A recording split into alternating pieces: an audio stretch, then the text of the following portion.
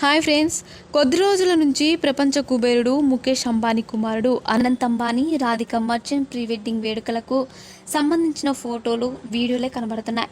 ఈ నెల 1 నుంచి 3 రోజుల పాటు అంగరంగ వైభవంగా జరిగిన ఈ వేడుకలకు ప్రపంచంలోని కుబేరులు, దేశంలోని రాజకీయ నేతలు, పారిశ్రామికవేత్తలు, గ్లోబల్ స్టార్స్, దేశంలోని వివిధ రంగాల్లోని ప్రముఖులు హాజరయ్యారు. తెలుగు సినీ పరిశ్రమ నుంచి రామ్ చరణ్కు మాత్రమే ఆహ్వానం అందడంతో తన సతీమణి ఉపాసనతో కలిసి హాజరయ్యారు.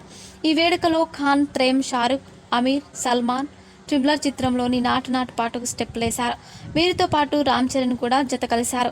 ఇంత హడావిడి చేసినందుకు ఖాన్ త్రయానికి అంబానీ బాగానే ముట్ట చెప్పారంటూ సోషల్ మీడియాలో వార్తలు వైరల్గా మారుతున్నాయి.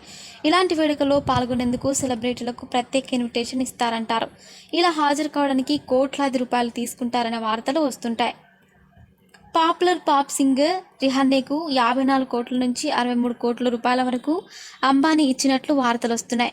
ఖాన్ల త్రయంతో పాటు చెర్రీ కూడా ఈ వేడుకలో ఇష్టపూర్వకంగానే పాల్గొన్నాడని, డబ్బు వారికి అవసరం లేదని, డబ్బు కోసం ఇదంతా చేయరంటూ కొందరు ఈ వార్తలను కొట్టిపారేస్తున్నారు.